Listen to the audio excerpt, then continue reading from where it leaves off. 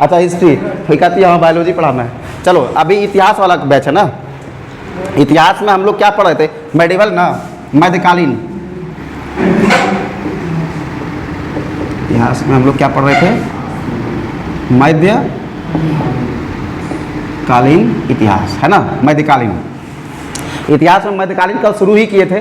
कल तुम लोग को किसके बारे में बता दिए थे, मुस्लिम आक्रमणकारी के बारे में बताए थे, है ना। मुस्लिम आक्रमणकारी में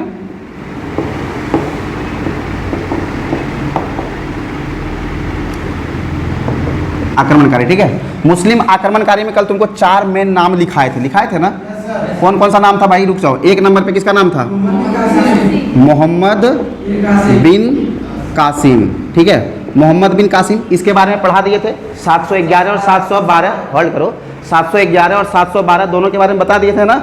रावर का युद्ध जो राजा दाहिर के साथ हुआ था, मुल्तान और सिंध वाला एरिया में आक्रमण किया था ये, और जजिया कर हिंदू के ऊपर छोड़ दिया था, जिसमें से कि 5 गो को बाहर रखा था, ठीक है। किसका किसको, ब्राह्मण को, बूढ़ा को, बच्चा को, विकलांग को और तुम लोग को, ठीक है, महिलाओं को भी क्या किया था, इससे बाहर रखा था। तो मोहम्मद बिन कासी का सबसे बड़ा डेट एक याद रखना, कौन, 712, ठीक है। कौन सा युद्ध, रावर का युद्ध, ये कल पढ़ा दिए थे ना।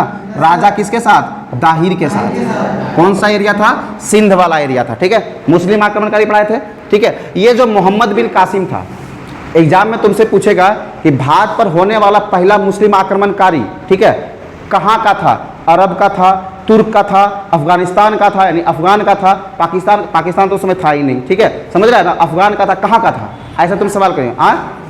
अरब का था, कहाँ का था, अरब का। ध्यान रखना, भारत पर आक्रमण करने वाला सबसे पहला मोहम्मद बिन कासिम कहाँ का था, अरब का था, अरब आक्रमणकारी था। कहाँ का था, अरब आक्रमणकारी था, ध्यान रखना, इसीलिए पढ़ाते हैं।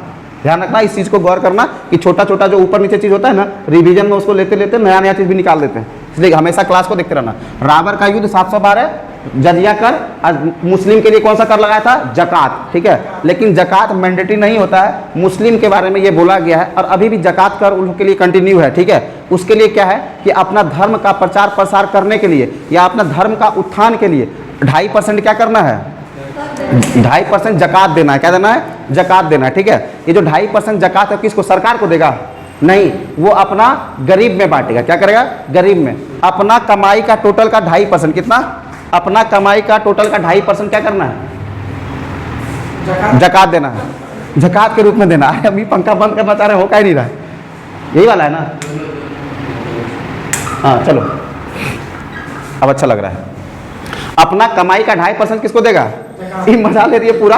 आज तो सर मस्त है एकदम, याद में बंदे नहीं के पंखा एकदम कर देंगे। गर्मी में तपो, ठीक है, तपेगी तभी मंजिल का प्राप्ति होगा, वरना छाह में तो लोग ऐसे भी विश्राम करने बैठ जाते हैं, है ना।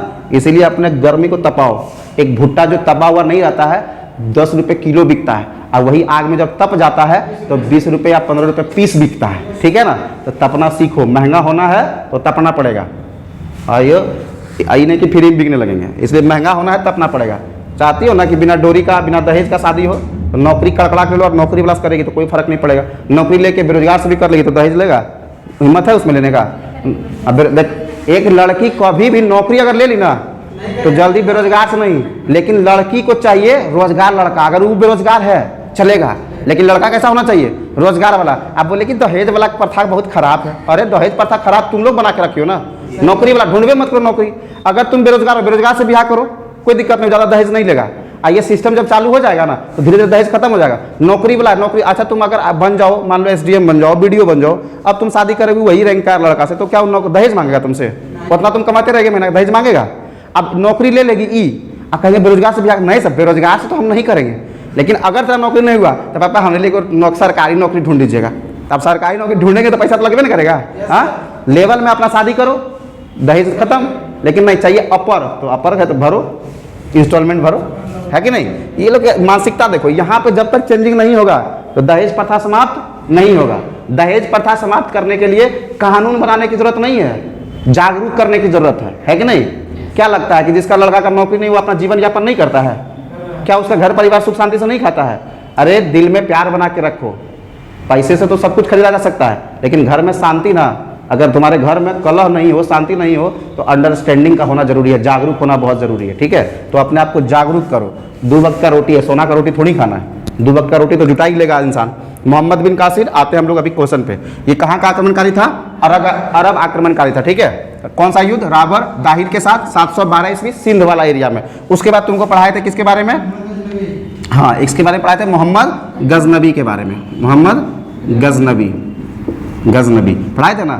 मोहम्मद गजनबी जो है ना, वो अफगान का गजनी का रहने वाला था। कहाँ का रहने वाला था? देखो ये अरब हो गया ना, अब यहाँ से अफगान वाला अटैक शुरू होता है, ठीक है। ये कहाँ का था? अफगान का गजनबी। लेकिन अगर पूछे किस कबीला का था, तो वो तुर्क कबीला का था। किस कबीला का था? तुर्क कबीला। तुर्क माने तुर्की देश नहीं, तुर्की एक देश का भी नाम है ना, वो तुर्की देश का नाम नहीं, तुर्क कल्चर। क्या है? तुर्क कल्चर बोलो, तुर्क कबीला बोलो, उसका था ये मोहम्मद गजनबी, ठीक है। आईसी का बाबूजी का नाम था सुबुक्तगीन। क्या था? सुबुक्तगीन। वो चाहता था अपना पूरब वाला साइड में साम्राज्य को विस्तार करने के लिए, लेकिन वो कर नहीं पाया। उसको आगे लेके कौन गया? मोहम्मद गजनबी। आगे लेके साम्राज्य को नहीं गया, इसका जिंदगी था कि इधर जाएंगे, लूटेंगे, खसोटेंगे और खाएंगे। एक तरह से क्या था? लुटेरा था। क्या था? लुटेरा। मोहम्मद बिन कासिम भी क्या था? लुटेरा था। मोहम्मद गजनबी भी क्या था? लुटेरा था, ठीक है। और जो आगे हम लोग मोहम्मद गौरी के बारे में पढ़ेंगे, वो भी क्या था? लुटेरा ही था। समझ में आ रहा? बाबर भी क्या था? लुटेरा ही था। लेकिन जब इतना सुंदर देश है, यहाँ के लोग इतना प्यार करने वाले हैं, वासुदेव कुटुंबकम के लोग हैं, यहाँ लोग सांप को भी दूध पिलाते हैं, तो बाबर जैसा व्यक्ति यहाँ टिकेगा कि नहीं टिकेगा? हाँ, टिकेगा ना। बस वो आया था लूटने के लिए, लेकिन यहाँ का संस्कार, यहाँ का व्यवहार उसको मजबूर कर दिया भारत में रहने के लिए। समझ में आ रहा ना। और उस समय राजनीतिक परिवेश भी ऐसा था कि उसको कोई खदेड़ नहीं पाया, है ना। लोग चाह उसको खदेड़ने के लिए, लेकिन आपसी मतभेद, आपसी फूट के कारण बाबर यहाँ पे एकदम बरसों तक शासन किया। 1526 से कहाँ तक? 1857 तक। समझ में आया ना। तो इतना शासन किया किसके कारण? किसके कमी कारण? हम लोग के कमी कारण। हमारा संस्कार हम लोग को क्या किया? गुलाम बना दिया। हम लोग का संस्कार था कि दुश्मन को भी हम लोग घर पे हमला नहीं करते हैं, है कि नहीं। अगर दुश्मन भी घर आता है तो उसको एकदम इज्जत से बढ़िया से चाय पानी करा के भेजते हैं, लेकिन वो लोग धोखेबाज, पीठ में छुरा घोंपने वाला, आके यहाँ शासन कर दिया। अब ठीक होता है, बाबर झाबर नामक कुत्ता लोग पालना शुरू कर दिया। बाबर कम खैर करता है कि नहीं करता है? चलो, तो मोहम्मद गजनबी कहाँ का रहने वाला था? गजनी का रहने वाला था, ठीक है। और ये लगातार भारत में आक्रमण करते हुए आ रहा था। आक्रमण करना इन द सेंस ये युद्ध नहीं करता था, एक तरह से आता था, लूट खसोट करता था और वापस चला जाता था, ठीक है। अपना एकदम बोरिया बिस्तरा में खान पान 1-2 महीना का तसल लिया और ये निकल जाता था, ठीक है। बार बार आता था, बार बार लूटता था और बार बार वापस चला जाता। लेकिन इसको कहीं ना कहीं से कोई संदेश हुआ, कुछ मैसेज मिला कि नहीं, गुजरात वाला एरिया में ना सोना वोना बहुत ज्यादा मात्रा में, आप क्या लूट के लाते हैं? चांदी। समझ में आ रहा है? आप क्या तांबा लेके आते हैं? इसका मेहरारू गुस्सा गई, ये इतना सुनते हैं गुजरात वाला लोग हीरा का व्यापारी है, तो हीरा सोना ये सब लेकर आइए एकदम लूट के। तब गया ये गुजरात अभी आक्रमण करने के लिए। कब? मैंने देखो इसका आक्रमण जो है ना, बेसिकली 1000 ईस्वी से, कहाँ से? इससे शुरू होता है और 1025 तक। कहाँ तक? 1025 तक इसके बारे में जाना जाता है, ठीक है, कि 1000 से 1025 तक। आई जो 1025 वाला जो आक्रमण था ना, 16वां आक्रमण था। क्या था? 16वां आक्रमण।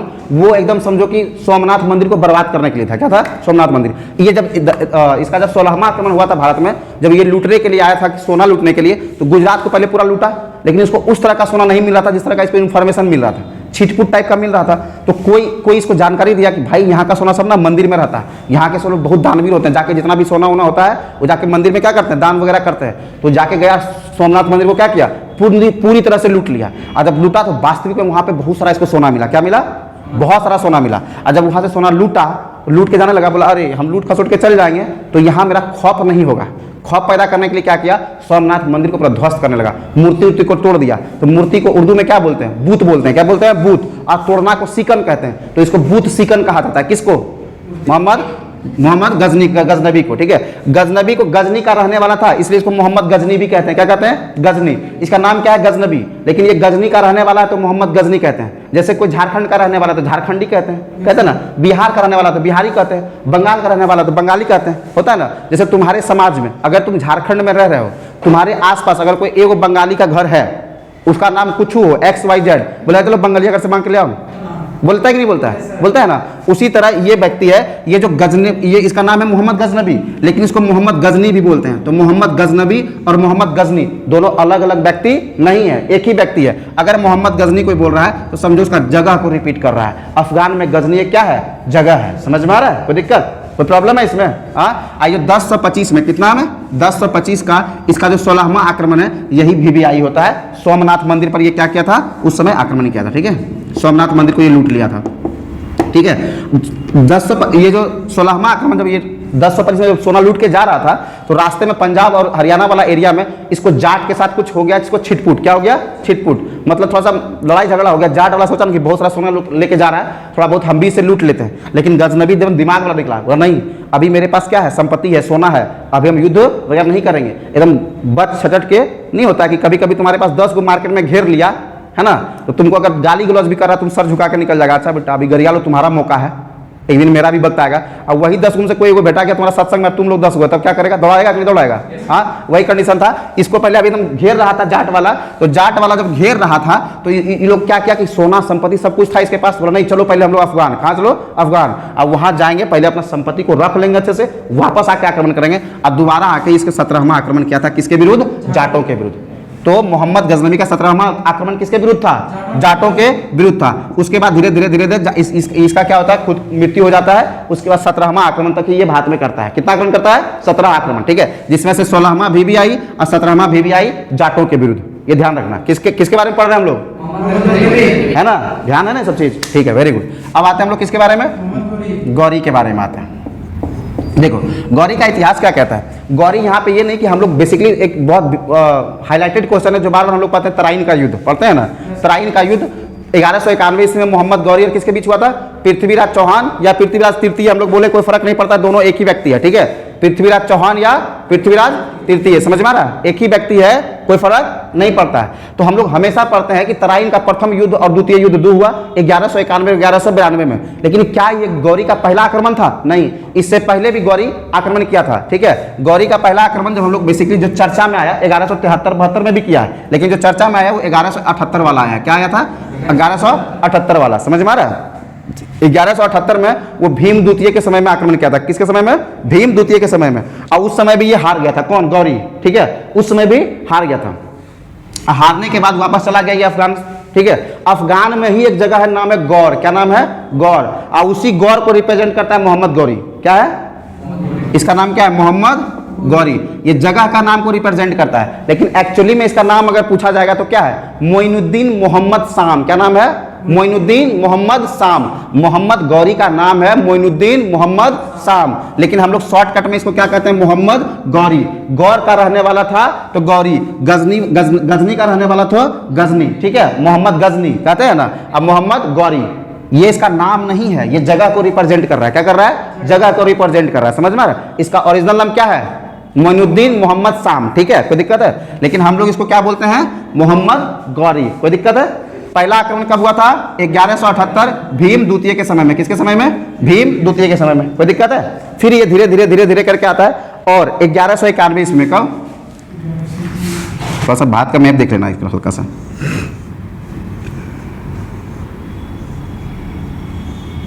देखो ये वाला एरिया है भटिंडा, क्या है, भटिंडा, समझ में आया ना, पंजाब का एरिया ना भटिंडा जी।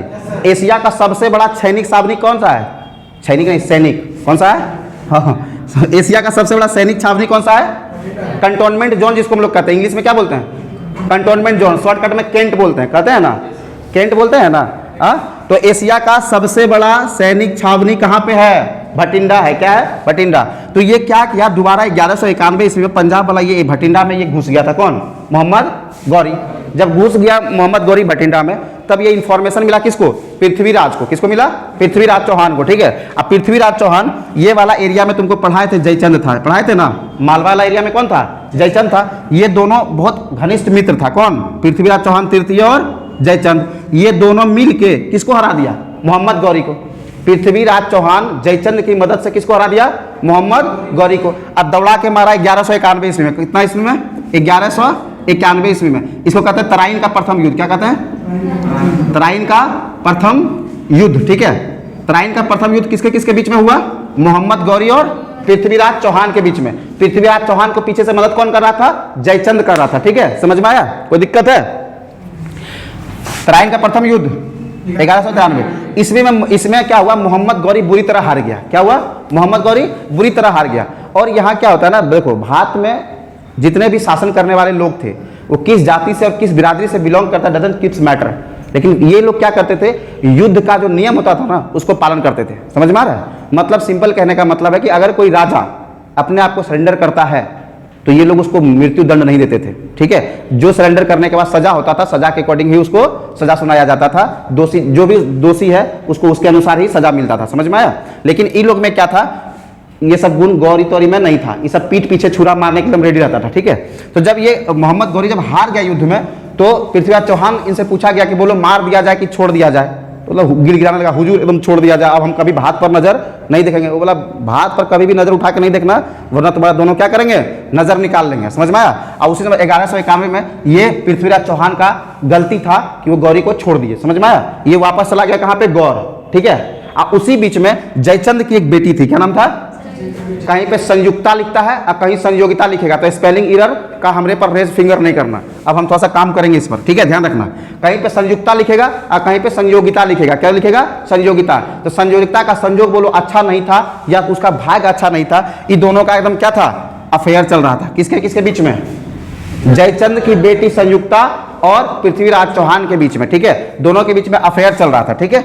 अब ये अफेयर देख के ना पृथ्वीराज चौहान, ये जयचंद क्या हुआ, ये दोनों एकदम मैंने आग बबूला हो गया कि जयचंद ऐसे कैसे कर सकता है। हालांकि इसमें कोई जयचंद बोला कि पृथ्वीराज चौहान ऐसे कैसे कर सकता है, इसमें पृथ्वीराज चौहान का कोई दोष नहीं है। ऐसे भी कहा था प्यार किया नहीं जाता, प्यार तो हो जाता है, होता है ना। लेकिन जयचंद बोल रहा है कि नहीं, ये सब चीज हमको कबूल नहीं है, ठीक है, कबूल नहीं है इन द सेंस। फिर ये स्वयंवर वगैरह का रचना किया। ये जब हम तुमको पृथ्वीराज चौहान पढ़ा रहे थे तो पूरा डिटेल पढ़ाए थे। अभी हम लोग यहाँ पे आगे लेके जाते हैं कि संयुक्ता के साथ जब शादी होता है, कारण बस बता देते हैं बस आगे की। जब संयुक्ता के साथ शादी होता है तो ये बात जयचंद को हजम नहीं होता है। वो चाहता है किसी ना किसी तरह को क्या करे, पृथ्वीराज चौहान का हत्या करवा दे। बस ये संपर्क किससे करता है, मोहम्मद गौरी से। बोला कि क्या तुम अपना अपमान का बदला लेना चाहते हो।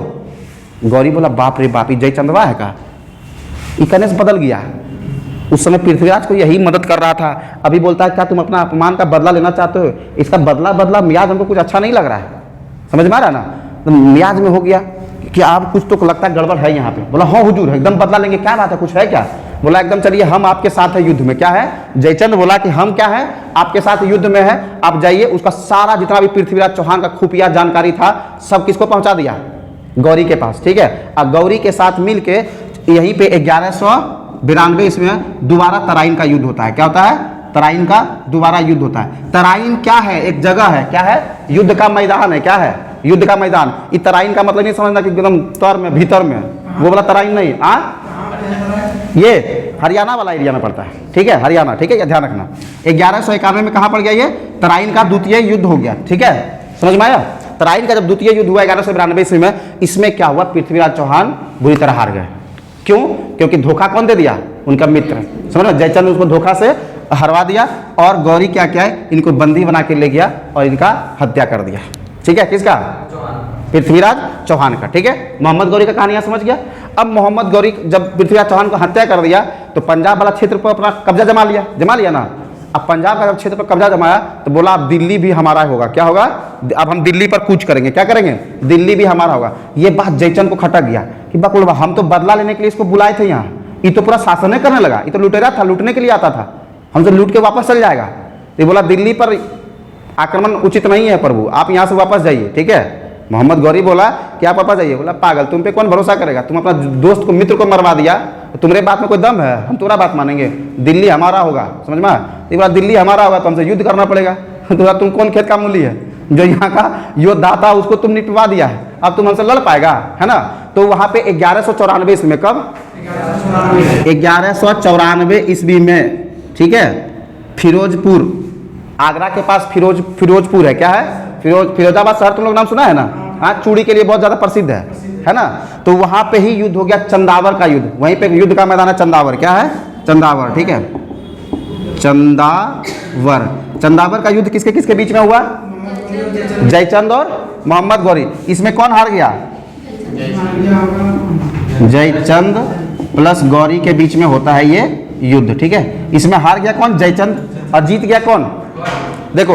अब पृथ्वीराज चौहान यहाँ से खत्म, ये वाला एरिया से, इधर से जयचंद भी खत्म। अब पूरा उधर संपूर्ण भारत पर लगभग कब्जा किसका हो रहा है, मोहम्मद गौरी का हो रहा है, ठीक है। अब मोहम्मद गौरी दिल्ली को अपने अंदर ले लिया, ठीक है। अब ये क्षेत्र पूरा मोहम्मद गौरी का हो गया कि नहीं हो गया, है ना।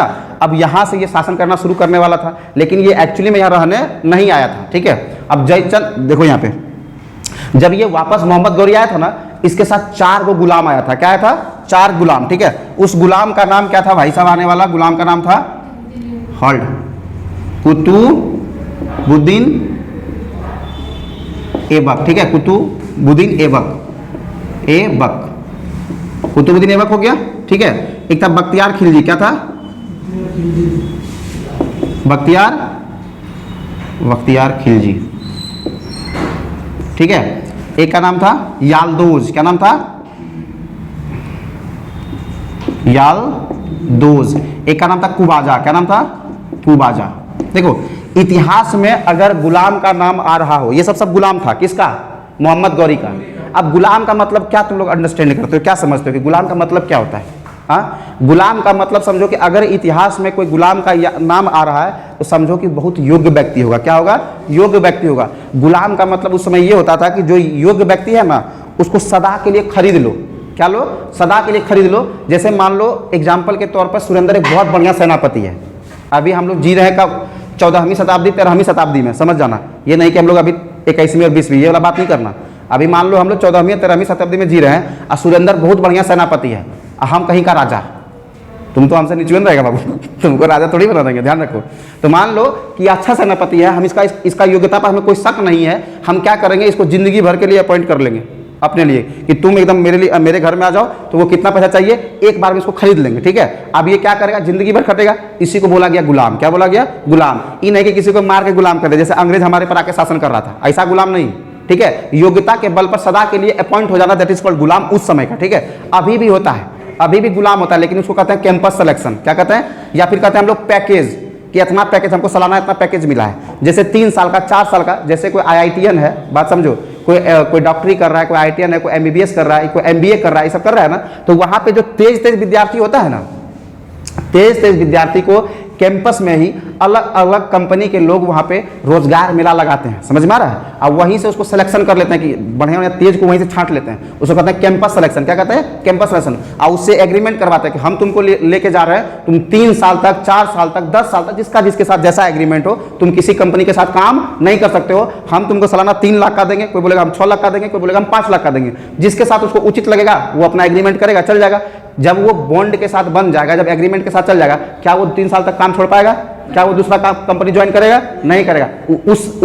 उसी को कहते हैं गुलाम। अभी के भाषा में क्या कहते हैं हम लोग कहते हैं पैकेज। और उस समय का गुलाम, जिंदगी भर का पैकेज मिलता था उन लोग को, ठीक है। तो वो लोग गुलाम कहलाया। ये लोग को 3 साल, 4 साल, 5 साल, 10 साल का पैकेज मिलता है। तो ये लोग अभी गुलाम नहीं, पढ़ल लिखल स्टैंडर्ड व्यक्ति है, कहता हमको कैंपस सिलेक्शन हो गया, फलना हो गया, अरे गुलाम बना लिया तुमको 3 साल के लिए, कहीं नहीं लेगा, समझो। तो कुतुबुद्दीन ऐबक था, बख्तियार खिलजी था, यालदोज था और कुबाजा था, ठीक है। इसके साथ कितना गुलाम आया था भाई साहब? 4 गुलाम। कौन कौन सा? वाह, अच्छा से बोलो थोड़ा सा बाबू, ध्यान रखो बार बार क्लास में। सुरेंद्र उतने तक करो जितना तक ठीक लगे हमको, ठीक है। जब पूछ रहे हैं तो एनर्जी के बराबर। कितना गुलाम आया था? कौन कौन सा था?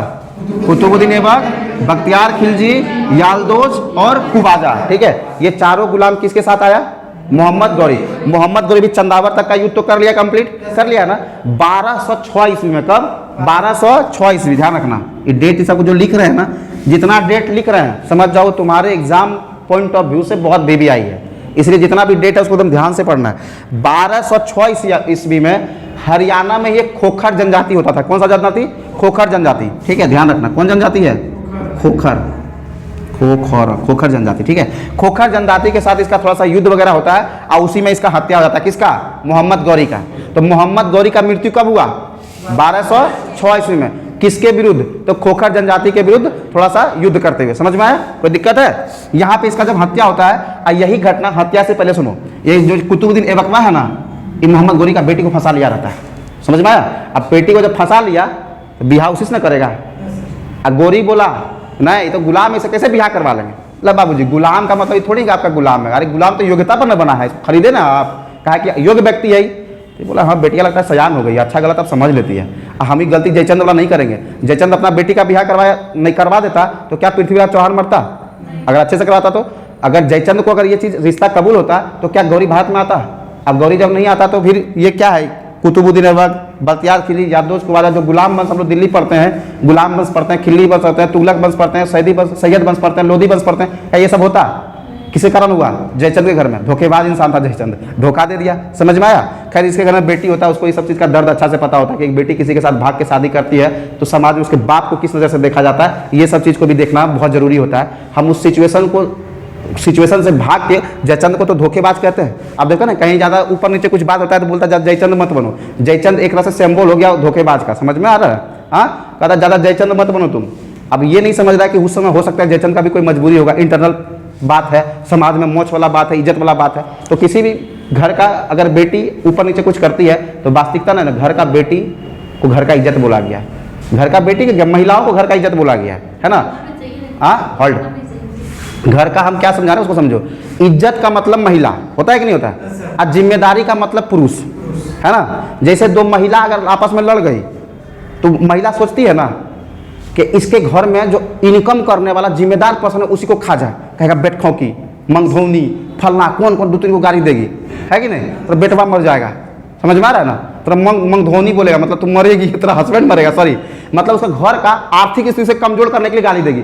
कभी भी देखना, अगर दो औरत लड़ेगी तो कभी भी अपना बहन, बेटी, फुआ को गाली नहीं देगी, वो चाचा, भतीजा, बाप, बेटा को गाली देता है, ध्यान रखना। और जब पुरुष में क्या होता है, पुरुष को घर का इज्जत प्यारा होता है। अगर तुम पुरुष को अगर ऊपर नीचे कुछ गाली दे दिया ना, अगर लड़का उड़का संबंधित गाली दिया तो उतना माइंड नहीं करेगा, लेकिन माँ, बहन, बेटी, बेटी से गाली दे दिया वो फिर तुम्हारा गाल पूरा लाल पीला हरियर कर देगा। करेगा कि नहीं करेगा? क्योंकि घर का इज्जत को कौन संभाल के रखता है? पुरुष। और महिला समझती है कि घर का अर्थ को कौन संभाल कर, अर्थ का मतलब आर्थिक, पैसा उसा, जिम्मेदारी कौन निभाता है? तो वो निभाता है पुरुष। ठीक है, घर का जिम्मेदारी निभाता पुरुष है और घर का इज्जत होती है महिला। इसीलिए पुरुष कभी भी महिला का गाली बर्दाश्त नहीं करेगा। अब महिला कभी भी महिला को गाली महिला के नाम पे नहीं देगी, पुरुष के नाम पे देगी। समझ में आ रहा है ना? लड़का इज्जत मतलब घर का इज्जत को कभी नहीं होगा। तो किसी के घर की बेटी बहू अगर भाग रही है तो उसको भी तो कुछ ना कुछ होगा। जयचंद अपने जगह पर हो सकता है उस समय के अकॉर्डिंग ठीक भी हो, लेकिन अभी के परिप्रेक्ष्य में, अभी के परिवेश में हम लोग बात करते हैं तो बोलते हैं जयचंद धोखेबाज था। खैर यहाँ पे वो सब चीज होना है। अब क्या हुआ, ये पटा लिया किसको? कुतुबुद्दीन ऐबक पटा लिया किसको? मोहम्मद गौरी की बेटी को। ठीक है, अब मोहम्मद गौरी अभी तो एकदम घटना हालिया देखा था कि जयचंद का बेटी भाग के ब्याह कर ली, बात नहीं मानी। अगर हम भी इसका ब्याह नहीं करवाएंगे तो भाग के चल जाएगी। अगर हम बढ़िया से करवा देंगे तो मेरा इज्जत थोड़ी घटेगा, कोई दिक्कत नहीं है, लेकिन अगर भाग जाएगी तो इज्जत खराब हो जाएगा। होगा कि नहीं होगा? बस मोहम्मद गौरी करवा दिया शादी किससे? कुतुबुद्दीन ऐबक से। और कुतुबुद्दीन ऐबक को जब शादी करवा दिया तो बोला हम तो अब वापस यहाँ से गौर लौट के चल जाएंगे, ऊपर दिल्ली, अब मेरा बेटी तुमसे ब्याह कर लिया है तो तुमको तो अब गुलाम बना के नहीं रखेंगे, कहीं ना कहीं का तो तुमको राजा शहंशाह बनाएंगे ना, है ना? तो दिल्ली का राजा किसको बना दिया? कुतुबुद्दीन ऐबक को। ठीक है, लेकिन ये सम्राट, दिल्ली का सम्राट किसको बना दिया था? कुतुबुद्दीन ऐबक को। लेकिन कुतुबुद्दीन ऐबक के बारे में आगे पढ़ेंगे, ये सम्राट तो बन गया लेकिन ये उपाधि सम्राट का नहीं लिया था, बिना उपाधि का ये राजशाही अपना जिंदगी चला लिया। समझ में आया? आगे हम इसके बारे में डिस्कस करेंगे तो पूरा बढ़िया से पढ़ाएंगे। तो अब दिल्ली का गद्दी किसको मिल गया? अब क्यों? क्योंकि ये तो गौर लौट के जाने वाला था गौरी, लेकिन खोखर के साथ जब युद्ध हुआ तो वो वहीं पे उसका हत्या हो गया, तो गौरी का तो कहानी समाप्त हो गया। अब आगे कौन संभालेगा कमान को? कुतुबुद्दीन ऐबक। अब कुतुबुद्दीन जब ऐबक कमान संभाल लिया तो क्या बख्तियार खिलजी इसका सेनापति रहेगा कि गुलाम रहेगा? Speak loudly. गुलाम रहेगा कि सेनापति बन जाएगा? देखो ये तो गुलाम था, ये चारों गुलाम था, किसका? मोहम्मद गौरी का। अब मोहम्मद गौरी नहीं रहा, राजा कौन बन गया? कुतुबुद्दीन ऐबक। तो ये लोग गुलाम कुतुबुद्दीन ऐबक का नहीं रहा, ये लोग सेनापति बन गया। क्या बन गया? सेनापति। क्योंकि ये सबका लेवल एक ही था, लेकिन ये राजा बन गया तो बोला हम तुम लोग गुलाम कैसे बनाए? गुलाम तो गौरी बनाया था, हमारे अंदर तुम्हारे अंदर कोई पैकेज वाला डील थोड़ी हुआ है, सब सेनापति बन जाओ। तो ये लोग सेनापति बन गया। ऊपर से समझो, बख्तियार खिलजी के बारे में तुम लोग कहानी सुनता होगा कि जो नालंदा विश्वविद्यालय है ना, 1198 इसमें जला दिया था कौन? बख्तियार खिलजी। समझ में आ रहा है? तो जब एक डेट याद रखो, 1198। क्या बोल रहे हैं हम लोग? अभी तक तो ये बूढ़ा जिंदा होगा, गौरी जिंदा होगा ना। तो तुमसे क्वेश्चन जब पूछेगा तो तुम बारीकी से क्वेश्चन को समझना। तुमसे पूछा जाएगा कि बख्तियार खिलजी, ठीक है, जब नालंदा विश्वविद्यालय को जला रहा था तो उस समय वो किसका सेनापति था? क्या बोलेंगे? नहीं बकलोलवा, सेनापति बोल रहे हैं हम। एक से समझो, सेनापति वर्ड जब लगेगा ना, सेनापति वर्ड, तब हम लोग लेंगे कुतुबुद्दीन ऐबक को। क्या लेंगे? लेकिन अगर गुलाम लगेगा तब क्या लेंगे हम लोग? मोहम्मद गौरी। हालांकि 1198 में ये किसका गुलाम था? मोहम्मद गौरी का, क्योंकि तो जिंदा ही था ना उस समय, लेकिन बाद में ये सेनापति किसका बन गया? तो तुमसे पूछेगा कि बख्तियार खिलजी किसका गुलाम था, तब हम क्या बोलेंगे? किसका सेनापति था, तब क्या बोलेंगे? अब कंफ्यूजन होगा। अगर पूछेगा कि बख्तियार खिलजी किसका सेनापति है तो दिक्कत होगा बोलने में। क्या होगा आंसर? अब गुलाम बोलेगा तो नालंदा विश्वविद्यालय को कब उड़ाया? जला दिया। समझो नालंदा विश्वविद्यालय के बारे में बताते हैं कहानी, तो पहले भी पढ़ाए हुए हैं ना तुम लोग को। तो 1198 में जलाया, तो बोला कि वहाँ इतना किताब था लाइब्रेरी में कि लगभग 6 महीना तक वो आग वहाँ धुआं जल के उठते रहा। समझ में आ रहा? बहुत सारा किताब था, है ना। बख्तियार खिलजी किसको जला दिया था? नालंदा विश्वविद्यालय को। 4 गुलाम कौन कौन आया था भाई साहब? हाँ, कुबाजा। कुबाजा क्या नाम है? कुबाजा। बढ़िया से पढ़ो, कोई दिक्कत नहीं हो रहा है। कुबाजा, ये चारों गुलाम था। इसी के साथ, इसके साथ आया था एक तुम्हारा सूफी संत। क्या आया था? सूफी संत। नाम क्या था? सूफी संत का नाम क्या था? सूफी संत आया था गौरी के साथ। निजामुद्दीन औलिया पढ़ा है? हाँ, निजामुद्दीन औलिया का दरगाह कहाँ है? अजमेर में। Very good.